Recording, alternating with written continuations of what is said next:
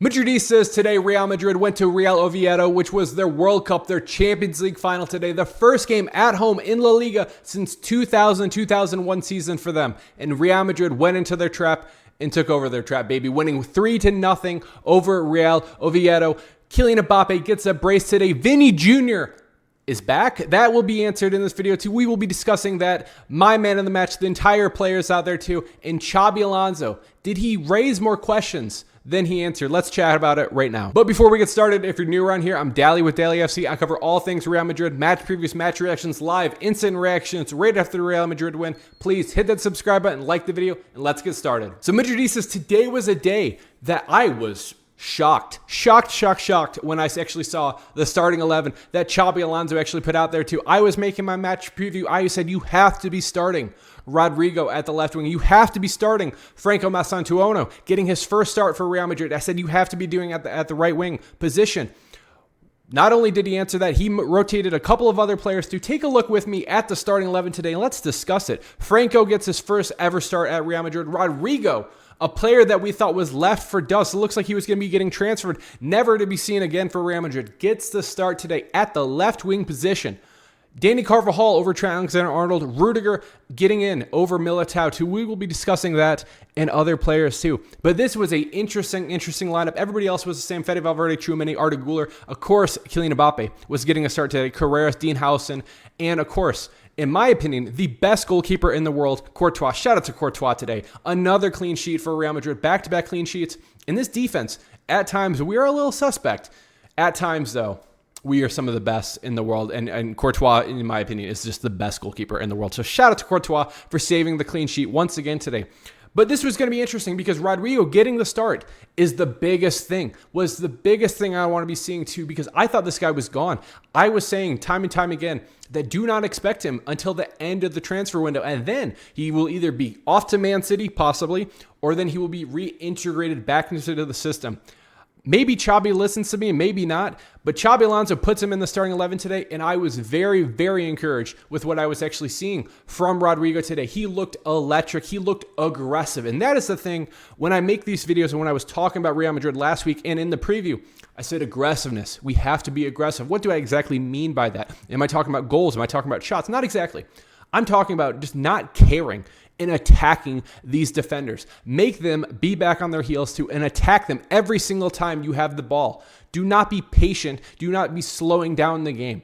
I want to be seeing us to be attacking, and that's what we actually saw from Rdorygo today. It was 4 shots in total for Rdorygo in the first half too, with one pass that was right in front of the goalkeeper too, and honestly, it could have been a goal. Franco Mastantuono, I thought he was going to put it in. Arda Guler had a chance to be putting it in too, but the first goal actually comes from an Arda Guler assist to Kylian Mbappe too. But here's the thing. Let's talk about the controversial moment in the game too. I want to hear from you in the comments. Tchouaméni wins the ball back over the Real Oviedo player. And some players, Barca fans, were saying it was a foul. I was really looking for a slow-mo version of it. And I saw it, and in my opinion, maybe I'm wrong, he wins the ball back. He wins the ball. It's not 100% clean, anything like that, but he touches the ball first, and then he touches the player, wins the ball back. Rest is history. No foul, in my opinion. Arda Guler gets the ball. Perfect pass to Kylian Mbappe. And Kiki does what Kiki does. It is a perfect first touch, spin move, and puts it into the back of the net to make it 1-0 for Real Madrid going into this first half. And I'm feeling encouraged. We actually were dominating this team, in my opinion. Now, did the scoreline reflect that? No, it really didn't. And I think we actually did have a lot of opportunities to take a look at the first half stats. 17 shots by Real Madrid, and so many of them were just actually pretty good shots too. Some crosses into the box too. These two right here probably should have been a goal. One of those probably should have been a goal. The Arda Guler one or the Franco one too. Rdorygo had a couple of shots that were blocked too, but I was very, very encouraged what I was seeing from Real Madrid. And then Oviedo only had one shot, and it was a little floater alert attempt by them.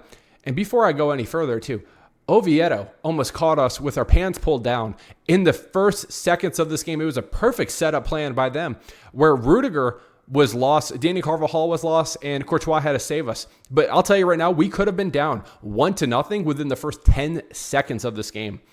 It's a little scary. You have to be awake. The second that whistle is blown, you play until the whistle is blown. And the second that whistle is blown, you have to play. You have to be awake. But other than that scare, there was maybe one or two more scares, but I was encouraged with what I was seeing. And my thoughts coming in at halftime too. 17 shots is way better. I thought Rdorygo in the first half was way better than anything that we saw from Vini Jr. in his first game. We'll talk about Vini here in just a little bit. And I was very encouraged from them. I was encouraged with the link up from Arda Guler and Kylian Mbappe too. And I thought the big thing too that might go unnoticed is the press. Xabi Alonso has actually come in and implemented a system of constant pressing. Whether it was Franco Mastantuono, whether it is Kylian Mbappe, whether it is Rdorygo, Arda Guler, it doesn't matter. Fede Valverde, Tchouameni, the list goes on and on. We are actually pressing teams. And press helps you so much. It allows you to win back the ball quicker. It allows you to make sure that the defense isn't comfortable, because if the defense is comfortable, they can walk their way up, and it's an easy opportunity for them to. You have to be relentless in the press. I do think we can get better at this, but there was a couple of times Franco won the ball back, passes to Fede Valverde, and if Fede Valverde is a little bit better of a passer, he's passing the ball to Kylian Mbappe in the first half, and Kylian Mbappe is doing what Kylian Mbappe does, and that's slotting it into the back of the net. The pass needs to be a little bit better, but I was very, very, very encouraged with what I've been seeing in terms of the press by Real Madrid. And Xabi Alonso, shout out to you, my guy. I love it. I love what I'm seeing. Way better than Carlo Ball. It is way better than Carlo Ball so far, but that was what was happening. Second half, it was okay. It was okay, and then Vini and Brahim came in. And this was exactly what I wanted to be seeing from Vini Jr. I said, you need to capitalize on your opportunity if you actually come off the bench. And I think this was going to be a good thing for for Vini Jr. becoming off the bench, because what will it allow him to do?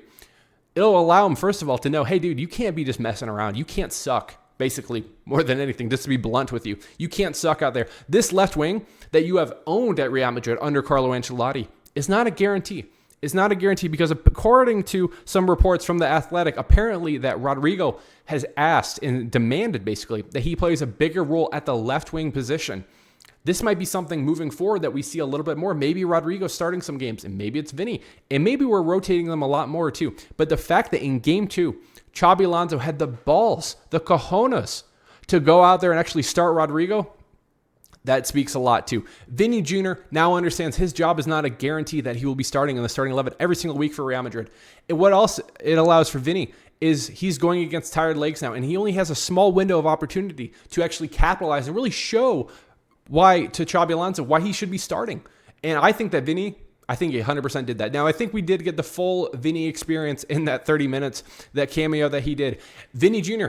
picks up a yellow card. Was it a flop? I'm going to have to rewatch the game to exactly see. I only saw it one time. And knowing Vini, it was probably a flop, because unfortunately, Real Madrid, sometimes, guys, we are going down way too easily. Stand up. If it's a foul, it's a foul. And sometimes you're going to get screwed. Sometimes you're going to pick up a yellow for flopping. But here's the thing. Vini's flopping all the time that the refs just don't believe it anymore. If he's going down, they're like, yeah, you probably flopped. And realistically, he probably did flop. I'll have to see it and tell you in the next video, but it is what it is. But Vini, he gets the yellow card for flopping. He gets an assist. And let's talk about the assists right now, because this is all done from Vini Jr. Vini Jr. comes on, and I was just talking about the press. Vini Jr. pressures the Real Oviedo player, wins the ball back. Vini Jr. cuts it back, and then Kylian Mbappe does a perfect run. Beautiful pass, right decision by Vini Jr. Kylian Mbappe gets the ball, puts it into the back of the net to make it 2-0 for Real Madrid. And here's the thing. Just before this, there was an opportunity for Real Oviedo. They actually hit the post over there against Courtois. That could have been a 1-1 game.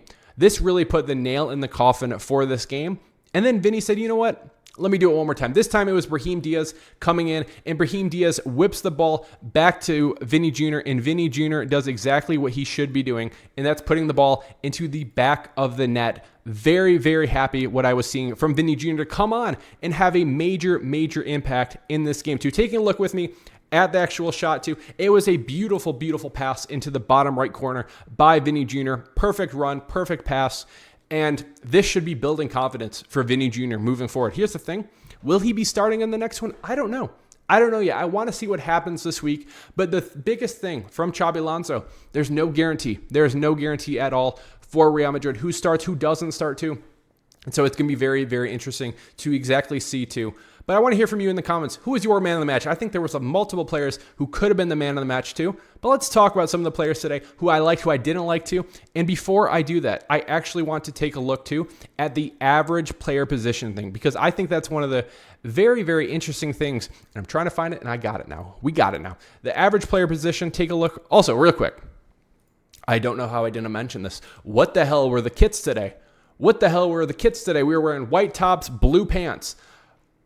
Did the Did the manager forget the kits? What happened there? I believe it was because that Real Oviedo actually wear white bottoms, and so maybe that's why. But I hated that kit today. That kit collab did not work. I want to hear from you guys in the comments below. What was happening with the kits? What was happening with the kits? Anyways, average player position 2, Kylian Mbappe and Rdorygo, very, very similar to where they are. Franco Mastantuono was really playing more of a right mid. He's playing more of a right mid in this one. This is his average player position, and this is his heat map over here. And let's just talk. Let's talk about this kid who, on a lot of these rating websites too, did not fare that well. And I think it's an interesting thing when we take a look at SofaScore, or whether it was FOTMob too, not the highest rating for Franco Mastantuono. The kid is 18 years old, and I believe that Lamine Yamal has set the 18-year-old bar incredibly, incredibly high. The fact that this kid is a top 10 player in the world, Barca fans would argue is the best player in the world. I would still say that's Kylian Mbappe until proven otherwise. He's not going to be winning the Ballon d'Or, but it is what it is. 3 goals, 2 games. Not too bad. Not too bad. But Lamine Yamal has set the standard for what an 18-year-old can do incredibly high. And not many 18-year-olds are actually going to be able to do that too. Not many 18-year-olds have already played over, 100 games for Barcelona, 100 games in the highest league in the world, whether it's the Prem, whether it's La Liga. That's not happening week in and week out. So for Franco Mastantuono, my expectations for the kid are that he's raw, and that's okay. The kid has only played 86 minutes in total in 2 games for Real Madrid. Is he a winger? I don't think so. I think he's probably a 10. And I think what we might be doing right now is might be kind of trying to fit him in and try to exactly understand his strengths, his weaknesses. I think some of his strengths, he's very, very smart with his opportunities and understanding where he needs to go. He made some incredible runs today. I thought he possibly could have even earned us a penalty in this game too. He does go to the ground a little too easy for me. He does go around a little too easy, and I don't think he is the fastest player in the world. He is not a pace merchant, anything like that. He is more of a technical player, and I do think that he will be better and better moving forward, but I think it's not on the right wing. I don't think it's on the right wing, but maybe I'll be wrong, and maybe we'll have to see. But that's the thing. The kid's 18 years old. He just got to Real Madrid. He's played 86 minutes. I don't think we can be that harsh on the kid. There's expectations that we can have on some of these players, and the way I rate some of these players too, I just don't think Franco at this age, I'm not going to be saying that kid is a bum. He's played 86 minutes. Let's see what happens with Franco. But I thought that was a very interesting one in the instant reaction. Some of you were saying he was great. Some were saying he was terrible.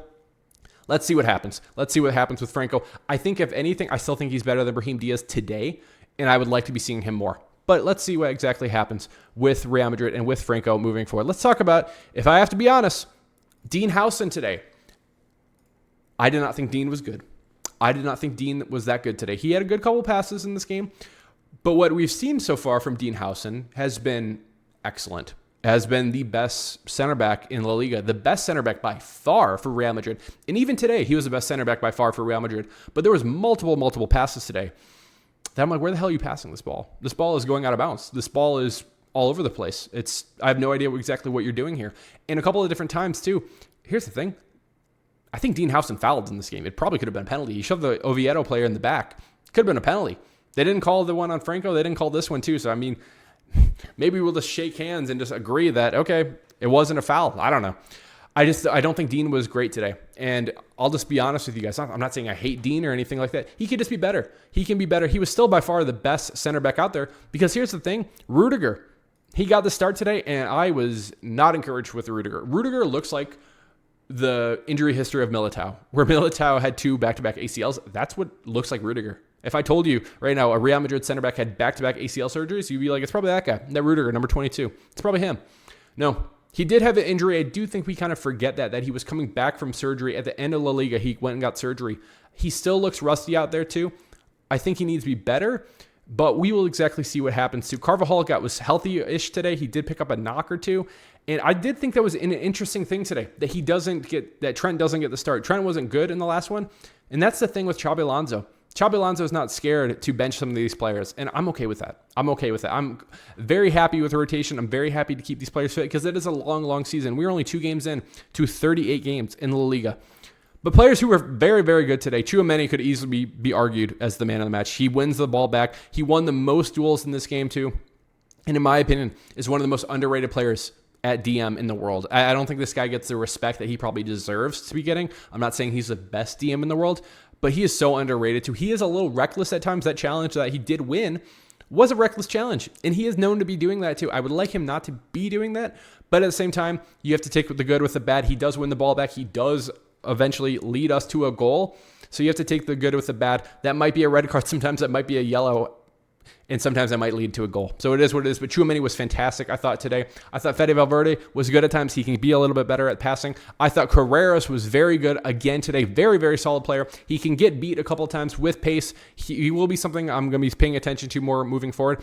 Arda Guler, fantastic pass from him today. 8 chances created. He could be argued as the man of the match. I would like Arda to be a little bit more aggressive at times still. I don't think he took a shot. He took 2 shots today, and one of them was really high. So it wasn't the best day. But his link up with Kylian Mbappe, it's beautiful. It's a beautiful thing to see. And here's the thing. Kylian Mbappe, my man of the match. I thought Kylian Mbappe, again today, fantastic. 2 goals from him. And here's the thing. The first goal is all class. It is a perfect pass from Arda Guler, but the first touch, the turn by Kiki, it's just beautiful. And then the second one, the pass from Vini Jr., is beautiful. And shout out to Vini Jr. too, coming on, having a major, major impact for Real Madrid to get the win today and to see us moving forward too. I also have to give a bonus shout out to somebody who might go a little unnoticed at times and is somebody who has a shot to be in the next starting 11.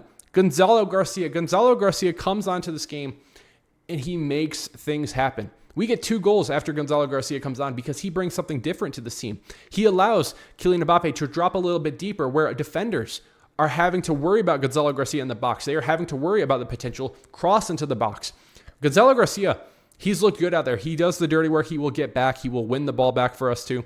And I've liked what I saw from Gonzalo Garcia today. He doesn't get a goal, doesn't get an assist, but he has a shot to be in the next starting 11 for Real Madrid as we face Mallorca next week. But guys, that's a video for another day, and that's a topic for another day too. But we will be discussing all that and more as I will be having Football Carnage on my channel on Tuesday. Can't wait to be chatting with my guy, Will.